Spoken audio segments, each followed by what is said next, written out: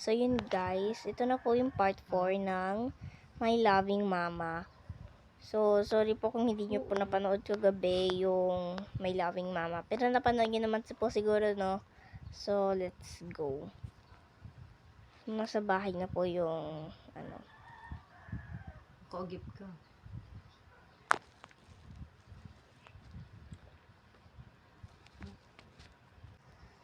yun guys. Ito na yung part 4 ng, My Loving Mama. So, let's go. Nakakainis. Bakit na naman kasi nawala ang mama ko? Paano kung hindi na ako makatulog sa gabi? Si mama pa naman ang inaasahan ko. Kasi singer kasi. Bakit pa kasi nauso ang patay-patayan eh? Nag-pretty pa naman si mama ng birthday celebration ko sa Dubai. Tapos mayroon pa ako pa-birthday dito sa bahay. Pati sa Boracay.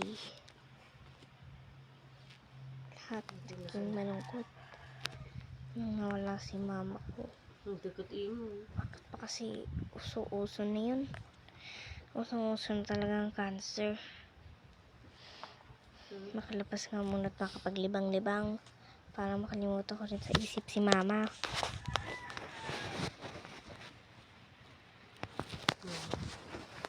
Uy bata, ano yan ate? Gusto mo akong kausapin? Oo, wala namang mama mo? Oo, matagal nang wala ang mama ko. Di ka umiiyak? Hindi, kasi alam ko na babalik pa ang mama ko. Asa ba mama mo? Wala. Asaan? Patay na. Hinihintay ko na lang siya magparamdam sa akin. Walang nag-aalaga sa'yo? Wala. Andito lang ako sa labas nakatira. Kasi yung bahay namin, inuupahan lang namin yon. Kaya giniba ng mga, mga masasama. Kaya dito lang ako sa labas tumira. Kasi naman na tumira pa ako sa ibang bahay. Puti ka nga eh, may bahay ka eh. Kahit wala ng mama mo. Ako kasi, wala kasi akong magulang, patay na agad. Magaga nang kinuha. Kawawa ka naman. Kaya nga eh, kaya nga nagtataka ako bakit di na lang ako ang kinuha. Huwag ka nga ganyan.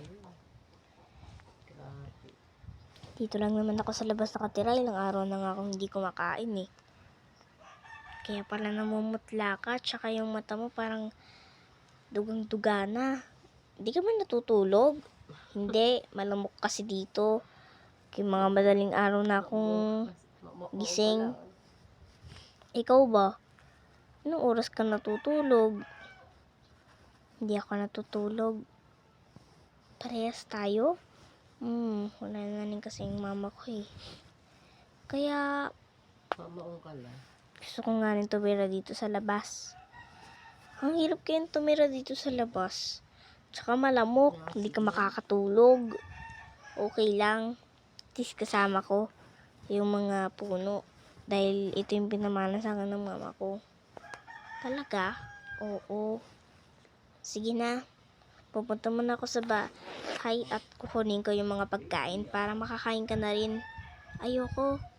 Wala akong ganang kumain kapag wala ang mama ko. Okay. So, yun guys. Di ko muna tatapusin tong video na to kasi medyo maingay. So, bye.